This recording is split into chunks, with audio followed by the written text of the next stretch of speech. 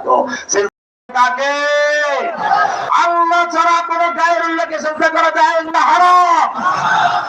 আল্লাহর নবীকে সাহাবায়ে কেরাম বলেন, ইয়া রাসূলুল্লাহ, রোম পারস্যের সম্রাটরা দুনিয়ার সম্রাট, ওদেরকে ওদের অনুসারীরা সিজদা করে, আপনি দুনিয়া আখিরাত উভয় জগতের সম্রাট, আমরা তো আপনাকে সিজদা করতে বেশি হকদার।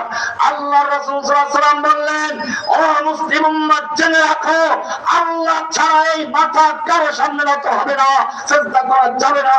যদি আল্লাহ ছাড়া কারো সামনে সিজদা করা যায় হতো, আমি মেয়ে লোকদেরকে বলতাম তারা যেন স্বামীদেরকে সিজদা করে। পরিষ্কার হয়ে গেল, আল্লাহ ছাড়া কোন গায়রুল্লাহর সামনে মাথা নত করবে না। এই কারণে আমি আপনাদেরকে একটা উদাহরণ দিচ্ছি, ভালো করে বুঝুন। এই এলাকায় যদি কোনো মাজার পূজারী থাকেন, ভাইয়েরা, আপনাদের সঙ্গে আমাদের কোনো শত্রুতা নেই। মনে রাখবেন, আপনাদের মধ্যে ইখলাস আছে, ভালো কাজ অন্তরে বিশ্বাস নিয়ে করেন, কিন্তু শিরক করতেছে। আপনাদেরকে সংশোধন করা আমাদের দায়িত্ব। আপনারা বোঝার চেষ্টা করুন, আল্লাহ তাআলা আমাদের শরিয়া দিয়েছেন, এই শরিয়া কত পরিষ্কার করে দিয়েছেন একটু ভেবে দেখুন। আপনি যত রকম নামাজ পড়েন, সব নামাজের রুকু সিজদা আছে, কিন্তু জানাজার নামাজের রুকু সিজদা। তুমি ফজর পড়বে, রুকু সিজদা করবে, যোহর পড়বে, রুকু সিজদা করবে, আসর পড়বে, রুকু সিজদা করবে, মাগরিব পড়বে, রুকু সিজদা করবে, রুকু সিজদা করবে, ঈদ পড়বে, রুকু সিজদা করবে। যত রকমের নামাজ আছে, সব নামাজে রুকু সিজদা করতে হবে, না করলে তোর নামাজ হবে না।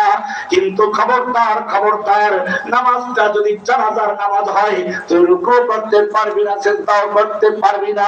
জানাজার নামাজ আব্দুল কাদের জিলানী রাহমাতুল্লাহ আলাইহি কেন রুকু সিজদা করতে পারবি না? জানাজার নামাজ খাজা মুহাম্মদ চিশতি রাহমাতুল্লাহ আলাইহি কেন তুই রুকু করতে পারবি না, সিজদাও করতে পারবি না? জানাজার নামাজ শাহ জালাল রাহমাতুল্লাহ আলাইহি কেন তুই রুকু করতে পারবি না, সিজদাও করতে পারবি না? জানাজার নামাজ তোর বাড়ির পাশের পিসাবে হোক না কেন, তুই রুকু করতে পারবি না, সিজদাও করতে পারবি না। কারণটা কি? সব নামাজে রুকু সিজদা না করলে নামাজ হয় না, আর জানাজার নামাজে রুকু সিজদা করা যাবে না। কারণটা কি? একটাই কারণ, কারণ হচ্ছে জানাজার নামাজের সামনে লাশ আছে, লাশ। জানাজার নামাজের সামনে লাশ আছে, অন্য নামাজের সামনে কোনো গায়রুল্লাহ নাই, কোনো লাশ নাই। সেজন্য আল্লাহ রাব্বুল আলামিন জানাজার নামাজের থেকে নিজের পাওনা রুকু সিজদা বাতিল করে দিয়েছেন, যাতে করে কোনো মাজার পূজারী, কোনো পীর পূজারী বিভ্রান্ত করতে না পারে, ধোঁকা দিতে না পারে, প্রতারণা করতে না পারে। এই তো বুজুর্গকে সম্মানে সিজদা করা হলো, তাহিয়াত সিজদা করা হলো। কি সুন্দর সুযোগ ছিল, লাশটা একেবারে সামনে, কোনো মাটি নাই, বাঁশ নাই, পর্দা নাই, সেই সময় সিজদা করা গেল না। লাশটা যখন তোমার সামনে থেকে মাটিতে চলে গেল, কবরে চলে গেল, মাঝখানে 2.5 মণ মাটি আসলো, বাঁশ আসলো, হুবলা আসলো, এরপরে তোমাকে কোন বিবেক সেখানে সিজদা করার জন্য অনুমতি দিল? মাজারে সিজদা করা জায়েজ না হারাম? মাজারে চাদর দেওয়া যায় না হারাম? আল্লাহর নবী মৃত্যুর 3 দিন আগে বলেছেন, লানাল্লাহুল ইয়াহুদা ওয়ান নাসারা ইত্তাখাযু কুবুর আমবিয়াইহিম ওয়া সালিহিহিম মাসাজিদ।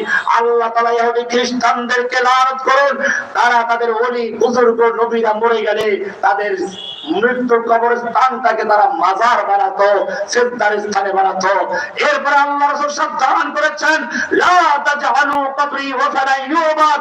এ আমার উম্মতরা, খবরদার, খবরদার, আমার মৃত্যুর পরে তোমরা আমার কবরকে সিজদার স্থান বানাবে না, পূজার স্থান বানাবে না, ইবাদতগাহ বানাবে না, প্রার্থনার জায়গা বানাবে না।